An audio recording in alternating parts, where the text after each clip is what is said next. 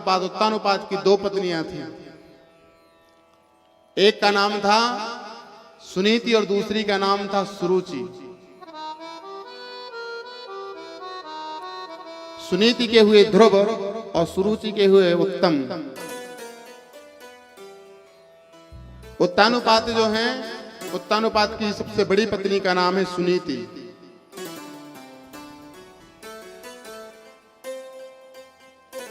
एक बार जब घर घने वन में जाकर के जैसे उत्तानुपात पहुंचे तो एक स्वयंवर हो रहा था। स्वयंवर में देखा महाराज सुनीति सुरुचि नाम की जो स्त्री को देखा, देख कर करके मोहित हो गए और सुंदर विवाह भी किया। गंधर्व विवाह कर करके जब लेकर के आए तो जो अपनी बड़ी पत्नी है उनका त्याग कर दिया। और जिस समय त्याग किया था उस समय सुनीति गर्भवती थी। और गर्भवती नारी जब घर से गई तो ऋषिवर आ रहे थे। ऋषियों ने देखा कि देवी आप इस घने वन में जाओगी तो आपके गर्भ में जो बालक है अवश्य उसके ऊपर भारी संकट आएगा। पुत्री यदि आप इसी पर्णकुटी में रह करके यदि अपना जीवन यापन करो तो हमें कोई आपत्ति नहीं। सुनीति ने कहा कि महाराज मेरे अहोभाग्य की मेरे गर्भ में बालक जो है और संतों का सानिध्य हमें प्राप्त मिले, इससे बढ़कर के मेरे और क्या भाग्य हो सकते हैं। और जब हम कहते हैं ना कि जब गर्भ में बालक हो तो हर माता का कर्तव्य होता है कि वह सुंदर सुंदर प्रवचन सुने, भगवान का भजन सुने। और वही कारण हुआ कि जो सुनीति थे, जो उनके गर्भ से जो बालक हुआ ना, बड़ा विद्वत हुआ और ऋषियों की अनेकों वर्षों तक सेवा की। ऋषियों ने कहा कि देवी आपके गर्भ में बालक होते हुए भी आपने गुरु माता की, ऋषियों की, संत महात्माओं की बड़ी सेवा की है। मांगो क्या वरदान चाहते हो। सुनीति ने कहा महाराज यदि आप वास्तविक वरदान देना चाहते हो तो बस एक ही वरदान दे दो। बोले देवी कहो क्या वरदान चाहते हो। बोले बस मैं यही वरदान चाहती हूं कि जो मेरी शौत है ना, उसके यहाँ 4 वर्ष हो गए, उसके यहाँ कोई पुत्र नहीं है, उसे भी पुत्र हो जाए। ऋषियों ने कहा कि देवी जिस शौत के कारण आपके पतिदेव उत्तानुपात ने आपका त्याग कर दिया और आप आज उसके लिए पुत्र की आप अभिलाषा करती हो।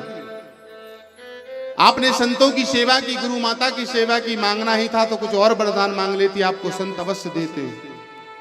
देवी यदि आपकी तरह यदि जो नारी दूसरे के प्रति इतना सुंदर भाव रखती है, देवी उसके यहां तो पुत्र होगा ही, परंतु अपने लिए कुछ मांगो।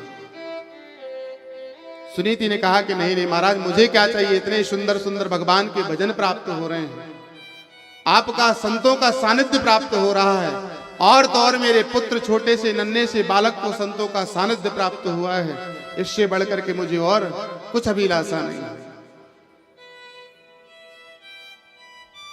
जैसी जब ये कहा तो भगवान की कृपा से वही सुरुचि के यहां भी एक पुत्र हुआ जिसका नाम हुआ उत्तम। एक बार छोटे छोटे पुत्र भ्रमण कर रहे थे और भ्रमण करते करते एक बार ध्रुव जी से कहा कि जानते हो आप किसके पुत्र हो। तो ध्रुव जी तो छोटे ही थे, 3.5-4 वर्ष के। कहा बोले नहीं महाराज मैं तो सुनीति मैया का पुत्र हूं। बोले नहीं नहीं, इस राज्य के सबसे बड़े राजा जो है ना, पता है कौन है।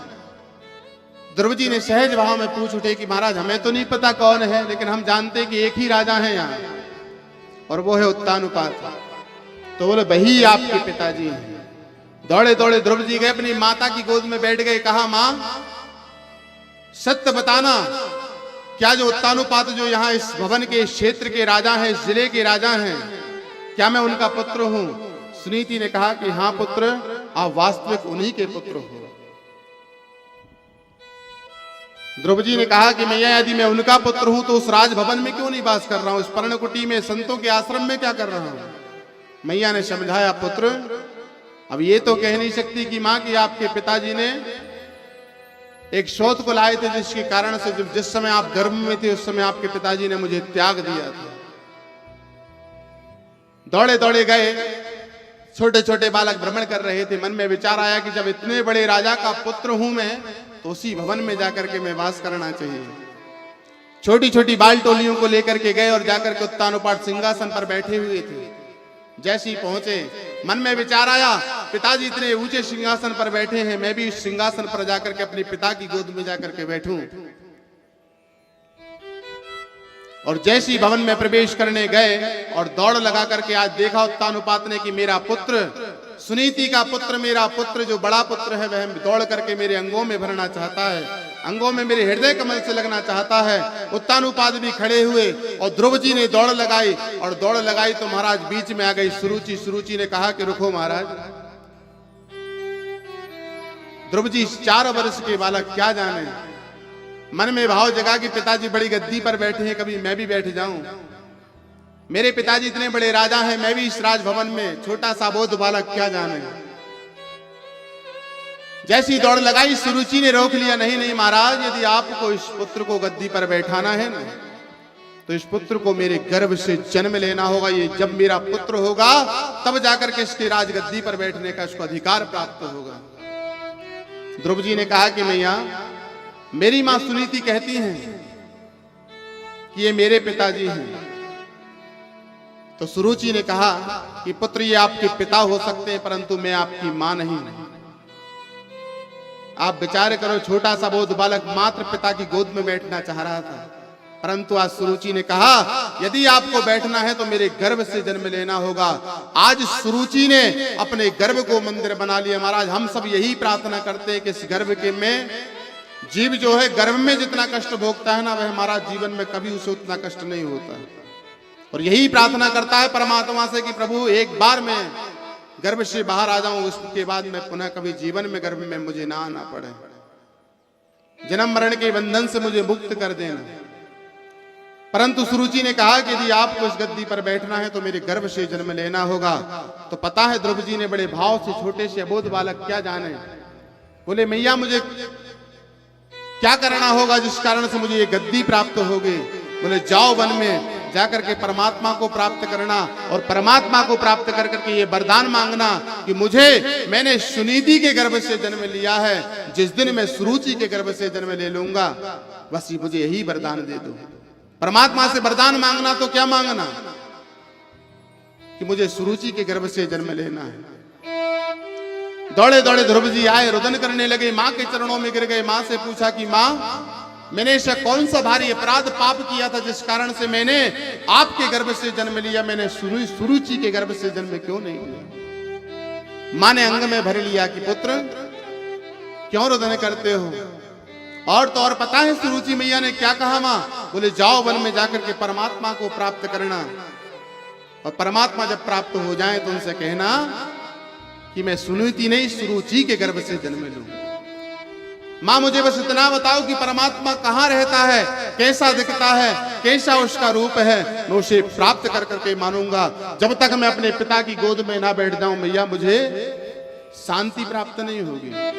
मां जानती थी कि छोटा सा 5 साढ़े 4 वर्ष का बालक, इसकी प्रतिज्ञा इतनी दृढ़ है। क्या कारण है? क्योंकि संतों का सानिध्य मिला। जब गर्भ में था तब संतों के वचन प्राप्त हुए, और तो और जब 4.5 वर्ष के हुए तब भी संतों का सानिध्य मिला, इसलिए दृढ़ता बड़ी मजबूत है।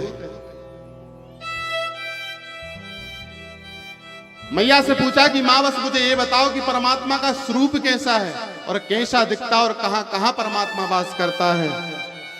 मैया ने देखा दृढ़ता बड़ी मजबूत है, बाल बालक है, अबोध जरूर है, और जिसकी प्रतिज्ञा मजबूत हो महाराज, वो चाहे कुछ भी हो जाए उसे अवश्य वो पूर्ण करता है। अपनी दृढ़ता को मजबूत करो। भगवान परीक्षा लेते हैं, हम पूजन पाठ जब करते हैं ना तो भगवान परीक्षा लेते हैं। जब जो ज्यादा पूजन करता है ना वो उतना ही परेशान रहता है, लेकिन थोड़े समय के लिए बस। पूजन पाठ करोगे तो परेशान होगे तो आपको ये लगेगा कि हम पूजन पाठ कर तो रहे हैं लेकिन परमात्मा कुछ होते नहीं है। और निरंतर लगे रहोगे महाराज तो संघर्ष करते करते करते करते एक समय ऐसा आएगा कि आप थोड़ा सा भी कुछ करोगे तो इतना बड़ा हो जाएगा कि आपने कभी तुलना भी नहीं की होगी। चाहोगे कि मुझे इतना प्राप्त हो जाए, लेकिन परमात्मा आपको इतना दे देगा कि आपको तो हो ही जाएगा पर्याप्त। आप 10-10 जनों को भी बांट दो तब भी कम नहीं पड़ेगा। भगवान ठोक बजा करके देखते हैं कि ये वास्तविक पक्का घड़ा है या कच्चा घड़ा है। आप जो पूजन कर रहे हो ये पक्का घड़ा है, मजबूत घड़ा है, कच्चा घड़ा है, इसकी परीक्षा लेते हैं। तो वैसी मैया जानती कि ध्रुव जो है छोटा जरूर है लेकिन इसकी दृढ़ता बड़ी मजबूत है, ये जाकर के परमात्मा को अवश्य प्राप्त कर लेगा। धन्य है वो माँ सुनीति जिसने अपने 4.5 वर्षों के बालक को कहा कि पुत्र तू कल का जाना वाला आज चले जा। कोई माँ होगी जो अपने एक ही बालक को वन में जाने की आज्ञा दे देगी? नहीं देगी ना।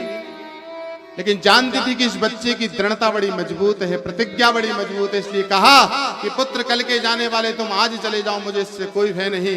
और कहते हो कि परमात्मा कैसा दिखता है और परमात्मा कहाँ वास करता है? तो मैया ने सुंदर वचनों में कहा कि हरि व्यापक सर्वत्र समाना, हरि हर जगह व्याप्त है, बस देखने की दृष्टि चाहिए। महाराज चाहिए कि नहीं चाहिए? दृष्टिकोण होना चाहिए आपके पास। आप इस खम्भ में देखना चाहोगे तो परमात्मा आपको इस खम्भ में दिखेंगे, आपको हर मुहूर्त में परमात्मा के दर्शन होंगे। परमात्मा सबके हृदय में वास करते हैं, परंतु अपना अंतकरण वैसा बनाओ तब जाकर के परमात्मा वास करेंगे। कण कण में हरि व्याप्त है, परंतु उस कण में उस भाव से हमें परमात्मा को देखना होगा। जब अंतकरण में भाव ही नहीं आएगा तो कहां से परमात्मा के दर्शन होंगे? विचार करें, 4.5 वर्ष की ध्रुव जी आज माता के चरणों में प्रणाम करके सीधे वन की ओर चले।